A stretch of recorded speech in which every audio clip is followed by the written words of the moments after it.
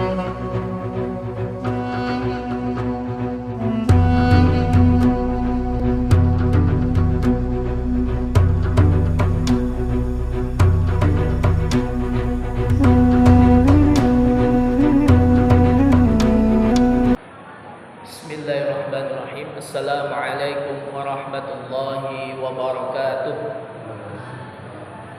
Alhamdulillahirabbil alamin. Allahumma shalli wa sallim ala sayyidina Muhammadin wa ala alihi wa sahbihi ajma'in. Rabbi shrah li sadri wa yassir li amri wahlul 'uqdatam min lisani yafqahu qawli. Amin, amma ba'd. Hadratil muhtaramin, para alim, wabil khusus Bapak Ketua Takmir Mushola Al-Majid, Bapak-bapak, ibu-ibu, hadirin, hadirat, kaum muslimin, muslimat, jamaah salat jamaah Mushola Al-Majid yang insyaallah dimuliakan Allah Subhanahu wa taala. Puji syukur kehadirat Allah dengan ucapan kalimat alhamdulillahirabbil alamin. Hari ini kita semua bisa hadir di mushola tercinta ini dalam rangka thalabul ilmi. Mudah-mudahan Allah senantiasa memberikan kita kekuatan iman, kesehatan, dan mudah-mudahan kita bisa melaksanakan ibadah puasa sampai selesai dalam keadaan sehat walafiat. Kedua kalinya Allahumma sholli ala sayyidina Muhammad. Semoga tetap terlimpahkan, tercurahkan kehadirat Nabi kita Muhammad sallallahu alaihi wasallam. Mudah-mudahan kita semua kelak mendapatkan syafaat beliau, dan mudah-mudahan kita semua nanti akan dikumpulkan bersama beliau di surganya Allah Subhanahu wa taala. Amin amin ya rabbal alamin. Bapak-bapak, ibu-ibu, hadirin, hadirat, kaum muslimin, muslimat yang insyaallah dimuliakan Allah Subhanahu wa taala. Pada pertemuan yang lalu kita telah membahas terkait dengan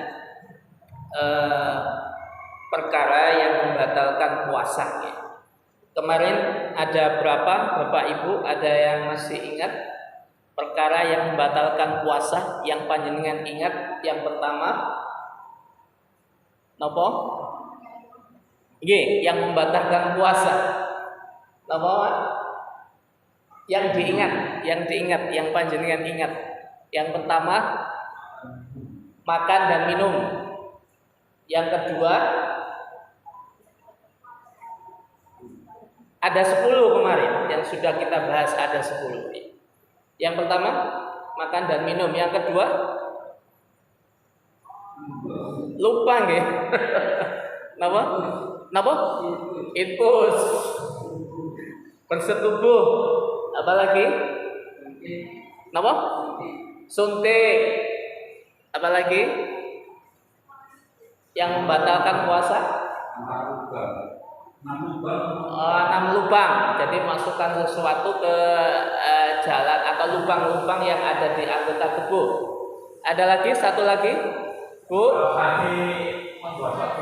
Menggosok gigi. Menggosok gigi apakah termasuk membatalkan puasa? Kita lihat nanti. Mari kita lihat. Kemarin ada 10 perkara yang membatalkan puasa. Yang pertama adalah sesuatu yang masuk dengan sengaja ke lubang yang ada di anggota tubuh. Jadi memasukkan sesuatu dengan sengaja ke lubang yang ada pada anggota tubuh. Yang kemarin apa saja lubangnya? Hidung, mulut, telinga, jalan depan, sama jalan belakang. Berarti kalau kita masukkan sesuatu di jalan-jalan itu, atau dalam bahasa Arabnya al-manfat al-maftuhah, jadi jalan yang terbuka, maka itu membatalkan puasa. Yang kedua, apa? Tadi suntik, masuk suntik tadi apa? Infus. Jadi memasukkan obat melalui 2 jalan. Ingat-ingat ya. Yang kedua, memasukkan obat melalui 2 jalan, jalan depan dan jalan belakang. Kemarin kita contohkan kalau ada orang sakit ambeien, kemudian kita masukkan obat ke lubang belakang, maka itu membatalkan puasa. Kalau ambeiennya kemarin gimana hukumnya? Ambeiennya dagingnya yang keluar. Tidak. Kenapa? Karena daging itu termasuk anggota dari tubuh kita. Sama dengan panjangan meludah. Ludah, ngelek itu Pak. Kan puasa biasanya karena saking dahaganya, kemudian sering ngelek itu. Nggih Pak, ngoten nggih. Jadi sering ngelek itu. Bagaimana hukumnya kalau ngelek itu? Tidak. Kecuali kalau air ludah itu panjenengan kumpulkan jadi satu Pak. Nggih. Atau panjenengan tepeh, maksudnya dikeluarkan kemudian jenengan masukkan lagi. Ini batalkan. Makanya hati-hati. Itu yang kedua. Yang ketiga kemarin wal qai'u al-amdu amdan, mutah dengan sengaja. Kemudian jima, berhubungan dengan suami istri, itu membatalkan puasa. Kemudian keluar sperma. Keluar sperma baik itu biasanya kalau keluar sperma karena apa Pak? Melihat mungkin karena kita bersentuhan kulit dengan istri kita, atau kita melihat sesuatu yang itu mengandung syahwat sehingga kita keluar sperma. Maka ketika kondisi seperti itu maka membatalkan puasa. Kemudian lagi haid, ini khusus perempuan. Nifas kemarin apa masih ingat? Apa? Darah yang keluar pasca melahirkan. Kalau haid apa? Darah yang keluar apa? Bulanan. Bulanan tidak hanya darah syariah, gaji dan sebagainya, tapi juga kan. Jadi darah yang keluar dalam keadaan tertentu, itu namanya haid. Kalau istihadah,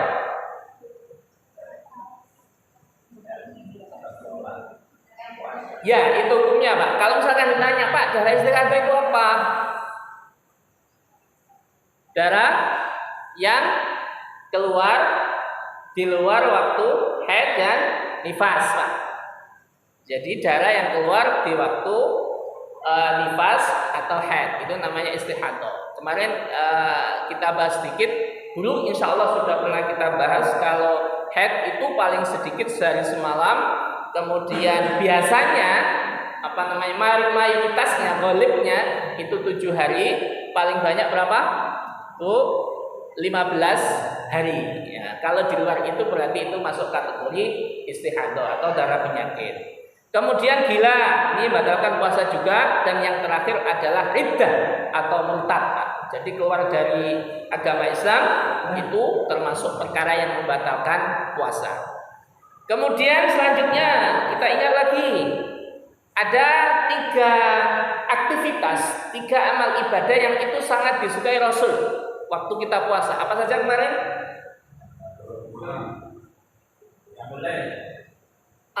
Belum Pak, belum situ. Tidak sampai itu. Itu juga termasuk disukai. Tapi ketika kondisi kita dalam keadaan puasa, kondisi waktu kita puasa, tidur. Apa kemarin 3? Habis ini menyegerakan puasa, menyegerakan berbuka. Kalau malam mengakhirkan sahur. Terus yang ketiga adalah tarkul hajri minal kalam. Jadi meninggalkan perkara jelek atau ucapan-ucapan jelek selama puasa. Itu sangat disukai oleh Rasulullah, sangat dianjurkan untuk kita. Jadi kalau bisa selama puasa kita meninggalkan ucapan-ucapan yang kotor seperti miso atau perkataan jelek dan sebagainya. Ini kemarin kesunatan. Nah, hari ini kita akan membahas terkait dengan hari yang itu diharamkan untuk puasa. Wayahmu dan haram apa siyamu khamsati ayyamin, puasa 5 hari. Jadi ada 5 hari yang kita itu diharamkan untuk berpuasa. Apa saja itu? Yang pertama al-idani, 2 hari raya. Jadi hari raya Idul Fitri, yang kedua hari raya Idul Adha. Ketika hari raya itu, 2 hari raya itu kita itu diharapkan atau tidak diperbolehkan untuk puasa. Ingat-ingat ya. Jadi besok kalau Idul Fitri panjenengan tidak diperbolehkan untuk puasa. Begitu juga Idul Adha juga tidak diperbolehkan untuk puasa. Ini 2 hari. Ini sebagaimana sabda Rasulullah Sallallahu Alaihi Wasallam yang diriwayatkan oleh Abu Hurairah bahwasanya naha Rasulullah Sallallahu Alaihi Wasallam an siyami yaumaini yaumil adha wa yaumil fitri. Jadi Rasulullah Sallallahu Alaihi Wasallam itu melarang kita umatnya untuk puasa 2 hari. Apa saja itu? Yang pertama hari Idul Fitri, yang kedua adalah hari Idul Adha. Ini dilarang kita untuk berpuasa. Kemudian wa ayyamut tasyriqi, dan hari-hari tasyrik salah satu yang 3. Hari tasyrik tanggal pinten? 11, 12, 13. Waktu hari tasyrik ini jamaah haji ada di mana, Pak? Pak Zaki yang pernah haji 5 kali gitu. Amin. Jamaah haji ada di mana? Jadi wukuf tanggal 9. Jadi tanggal 9 jamaah haji ada di Arafah. Kemudian karena wukuf itu seharian penuh ya, mulai pagi sampai maghrib nanti zawal ghurubus syamsi. Kemudian nanti setelah itu jamaah haji ke Mina. Jadi jalan ke Mina. Kemudian tanggal 10-nya besoknya itu melontar apa? Jumrah Aqabah dulu. Kemudian setelah itu tawaf ifadah, kemudian sa'i, setelah itu kemudian tahallul. Lah, setelah tahallul yang ada di Mekah, yang di Mekah tahallul selesai, kemudian jamaah haji di hari-hari tasyrik tanggal 11, 12, 13 ini kembali ke Mina. Jadi 3 hari. 3 hari ada di sana. Dalam rangka apa? Dalam rangka jamarat, melontar jumroh. Pertama Aqabah, 2 ula yang pertama ula, wusta sama Aqabah. Jadi ula, wusta sama Aqabah. Jadi ada 3 jamarat tempat untuk melontar jumroh yang kita lakukan atau dilakukan oleh jamaah haji ketika hari-hari tasyrik itu tanggal 11, 12, 13. Satu jamarat berapa kali? Bapak Ibu, mudah-mudahan kita nanti bisa haji kita ya. Mudah-mudahan. Berapa kali? 7 kali. Jadi sekali jamarat 7 kali. Bismillahirrahmanirrahim sampai 7 kali. Ula 7 kali, wusta 7 kali, Aqabah 7 kali. Berarti itu kalau dihitung berapa kali? 21 kali 3. Sehari 21, besoknya 21. Besoknya 21, 30, 63. Saya ingin cerita sedikit Pak. Dulu waktu saya haji, saya pernah jasa melontarkan. Jadi kemana-mana itu bawa kerikil Pak. Masya Allah, saya malu dengan cerita itu. Jadi kemana-mana itu bawa kerikil sama kawan saya, bawa kresek besar itu dimasukkan di tas. Ketika ada jamaah haji lewat itu saya tanya, Bapak Ibu ada yang bisa dibantu untuk melontar jumroh? Ada apa enggak itu. Jadi saya jasa dulu Pak. Kenapa? Karena waktu itu haji 2000 haji awal ya, haji pertama 2003, 2002 waktu saya masih di Mesir itu tahun kedua haji, dan itu hajinya utang. Jadi saya hutang ke kawan-kawan. Jadi hutang karena kalau dari Mesir ke mana? Ke Saudi itu hanya $500. Jadi sekitar kalau sini 5 juta toh.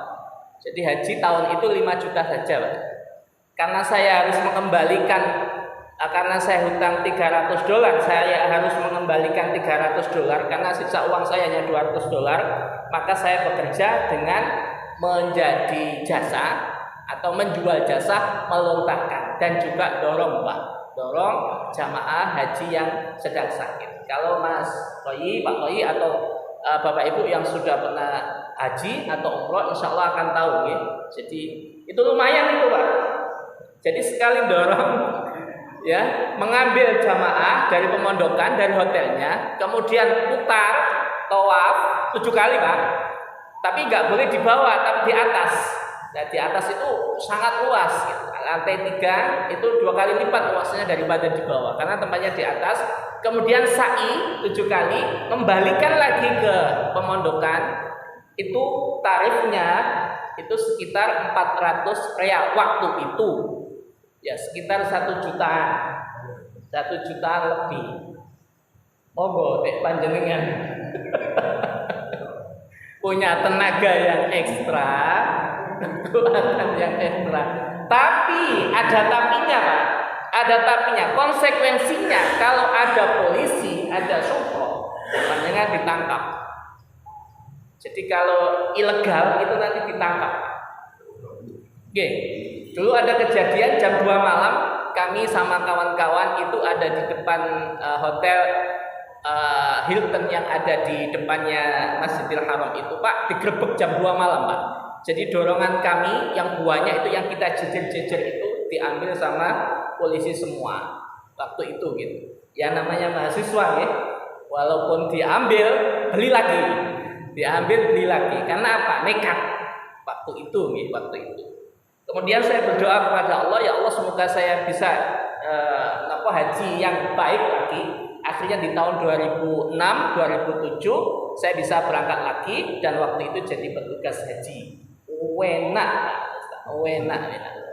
Ya digaji, maami tersedia, tempatnya di hotel dan sebagainya. Tapi tugasnya juga berat.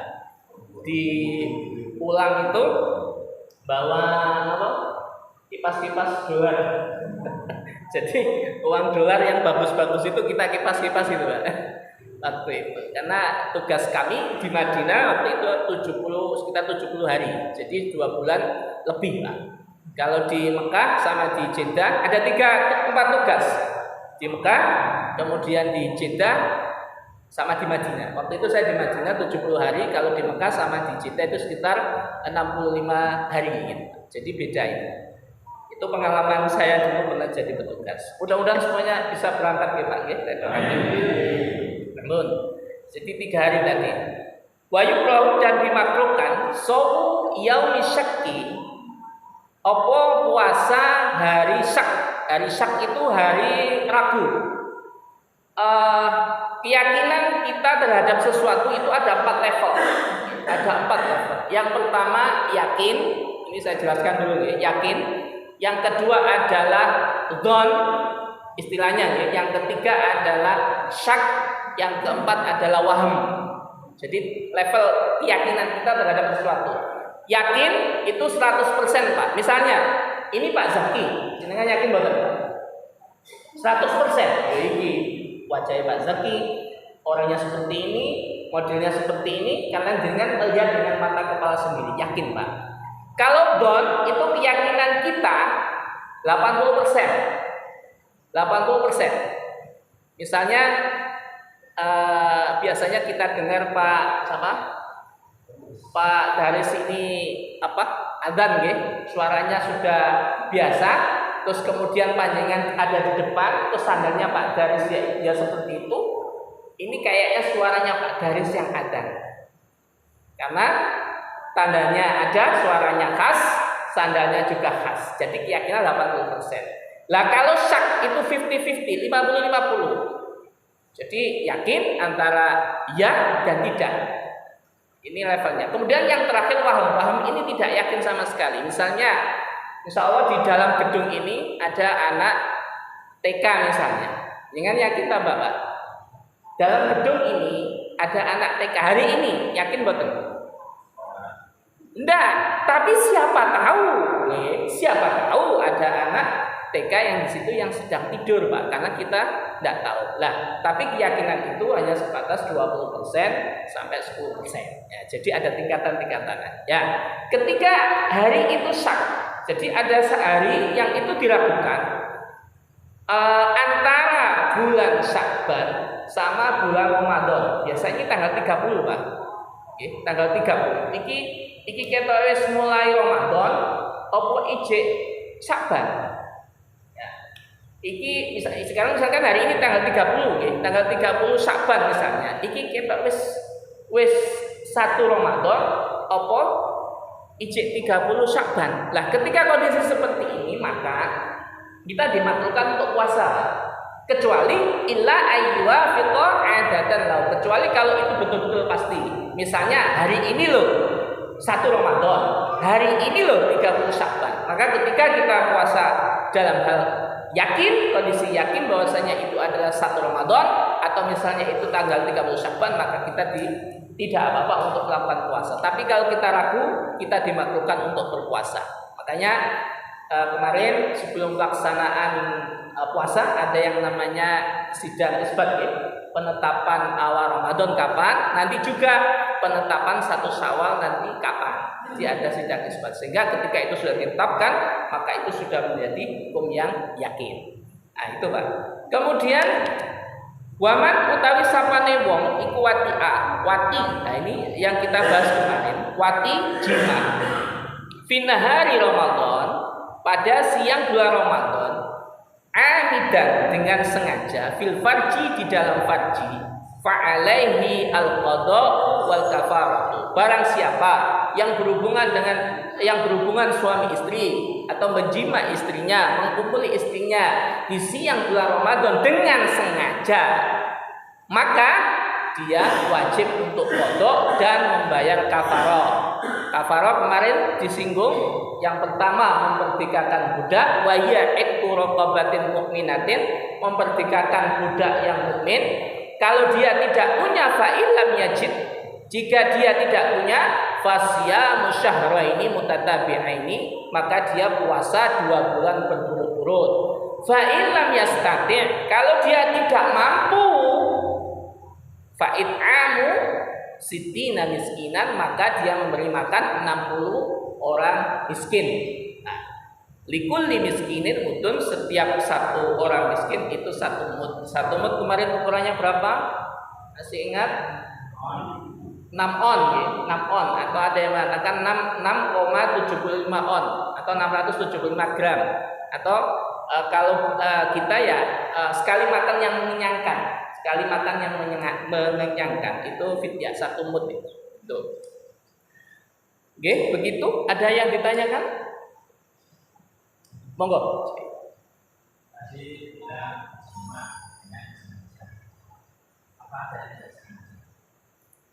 Ada enggak jima yang tidak sengaja?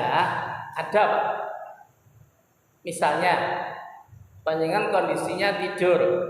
Seperti kemarin ya, kita bahas, sempat kita bahas. Panjenengan kondisinya tidur. Dalam tidur itu ternyata mimpi. Panjenengan berhubungan dengan istri panjenengan. Ya. Kemudian ternyata sampai izal gitu. Lah ternyata mimpi jenengan itu betul gitu. Bisa dipahami? Jadi mimpi ngelindur, Pak. Bojone nang sampinge gapyo, terus melakukan hubungan itu sampai keluar misalnya. Nah, kondisi seperti ini bisa dikatakan atau dikategorikan tidak sengaja ngelindur. Maka kemarin dikatakan rufi al-qalam an salasa an-naim hatta yastaqido, orang tidur tidak dihukumi dosa 3 orang tidur sampai dia bangun. Nah kalau dengan tidur kok melakukan hubungan suami istri di siang bulan Ramadan, maka itu tidak dikenai kafarah atau tidak didenda. Begitu kalau ini. Ada lagi? Contohnya gila dibuat-buat itu gimana? Contoh gila yang dibuat-buat. Misalnya Pak, ini sekarang kan banyak sekali kasus mohon maaf. Misalnya ada orang tertangkap OTT misalnya korupsi gitu. Terus ternyata ketika akan ditangkap dia apen-apen misalnya apa jenis kesurupan gitu. Kan banyak itu terjadi. Itu termasuk gila yang disengaja, gila yang disengaja. Atau misalnya dia seperti orang gila itu Pak, joget-joget dan lain sebagainya misalnya. Karena apa? Dia ada kasus. Maka ketika kondisi seperti itu, dia tetap dikenai untuk, kalau dia tidak berpuasa dia tetap dikenai untuk mengqadha puasa. Atau sakit misalnya, hari ini kita tidak masuk kerja, alasannya apa? Sakit, padahal kita tidak sakit. Nah itu sakit yang dibuat-buat namanya. Kecuali kalau memang kalau sakit beneran. Begitu.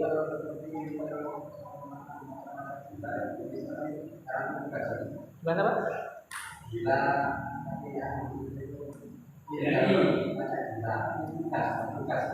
Berarti dia tidak gila Pak. Ya, pura-pura gila. Berarti kan dalam rangka tugas itu kan. Kalau dalam rangka tugas ya tidak masalah ya, karena tidak ada hubungannya dengan puasa. Cuman kalau ada hubungannya dengan puasa, misalnya walaupun aku tak pura-pura gila supaya aku tidak berpuasa, ini yang tidak diperbolehkan. Nah, itu termasuk kategori gila yang disengaja. Monggo, ada lagi? Oke, Pak. Monggo. J.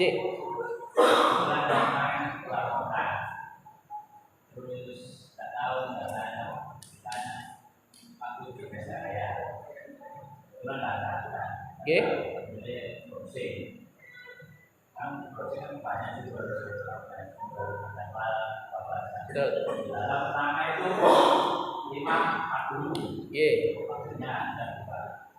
Terus saya buka, terus katanya Mas doa ya.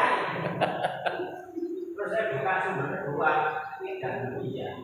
Tak sama itu sebenarnya. Itu puasa saya batal. Ketika kita ada di daerah tertentu, Pak, daerah tertentu, maka kita mengikuti aturan waktu yang ada di daerah itu. Misalnya, jenengan bepergian ke Jogja, maka kita mengikuti aturan yang ada di Jogja, apapun itu. Kalau puasa, waktunya buka, kita ikuti jam sesuai Jogja. Nah, ternyata ketika jenengan di perjalanan browsing, lihat waktu Jogja jam sekian, terus melihat yang lain jam sekian, maka dalam hal ini ketika jenengan melakukan yang pertama misalnya, kok itu misalnya tidak sesuai Pak, maka dalam hal ini jenengan tidak apa-apa, tetap berbuka. Ini sama dengan orang yang sedang berada di tengah hutan Pak. Jadi dia ijtihad Pak. Jadi dia ijtihad, ternyata ijtihadnya itu salah. Misalnya kondisinya ini gelap semua misalnya, kita di tengah hutan, kita dalam keadaan puasa, kita hanya ini kira-kira sesuai buku apa dereng. Kita hanya melihat misalnya mendung, kita hanya melihat misalkan tanda-tanda dari lingkungan misalnya. Terus jenengan yakin kalau itu waktunya berbuka, kemudian panjenengan berbuka. Ternyata waktunya belum, maka dalam hal ini jenengan dapat pahala 1 Pak, walaupun itu tidak sesuai dengan apa yang ada. Kenapa? Karena posisi jenengan dalam keadaan ijtihad tadi. Sama dengan kasus jenengan, ternyata browsing sini waktunya sekian, browsing sini waktunya sekian. Sini ada dasarnya, sini juga ada dasarnya. Ketika jenengan ikut salah satunya, walaupun toh itu salah, panjenengan tetap dapat pahala 1 dan puasanya jenengan tetap sah. Tapi nggih saged tetap mengikuti aturan yang ada, maksudnya mengikuti waktu yang ada. Jadi dipastikan betul sebelum berbuka.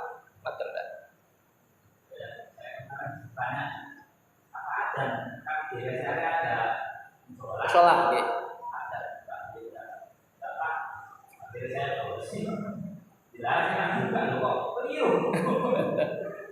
waktu sesuai dengan ini daerah itu lima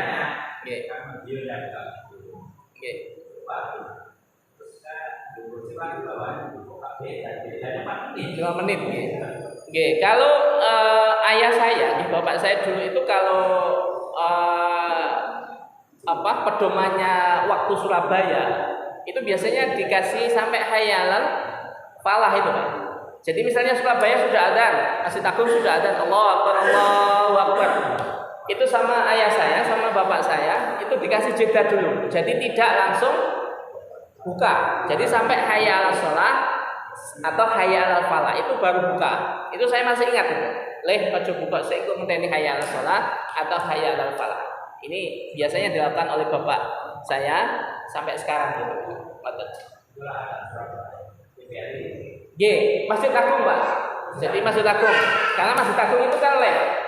Jadi lab, kemudian karena kesininya ini kan ada maksudnya ada waktu gitu kan, sehingga kita kasih jeda sekitar 5 menit atau kalau ukurannya ya hayya shalah sama hayya al falah. Sama, mohon maaf ya, sini dengan Masjid Al Hidayah kan beda itu Pak ya. Kalau sini sudah ada, di sana belum. Ya, nggih. Nggih, seperti itu kan?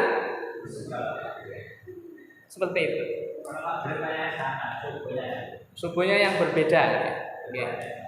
Nggih. Jadi punya dasar, punya aturan masing-masing gitu. Cuman nggih, berusaha dulu untuk betul-betul mencari waktu yang ada di daerah itu gitu Pak, supaya kita tidak salah waktunya berbuka atau belum. Ada.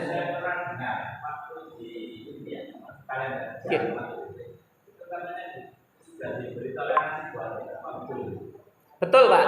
Jadi jenengan bisa melihat itu. Jadi setiap tanggal itu berbeda-beda. Kenapa? Karena ada perputaran bulan. Itu kan mesti ada tambahannya atau ada lebihnya Pak. Makanya antara bulan Hijriyah, bulan Islam dengan Masehi itu aturannya beda ya Pak. Kalau Masehi itu kalau 1 tahun berapa hari? 365.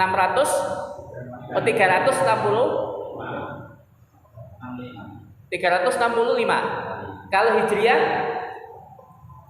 bawahnya biasanya Pak. Nah seperti itu. Karena berbeda ukurannya. Sehingga perlu ada jeda. Makanya jenengan kalau lihat kalender atau waktu yang ada di kalender itu mesti ada jedanya. Tanggal sekian mesti, kalau enggak 1 menit ya 2 menit atau 3 menit itu. Mesti ada jeda. Maksudnya saya hari ini maghrib 5.40 itu sama harusnya kan 38 tambah 2 menit.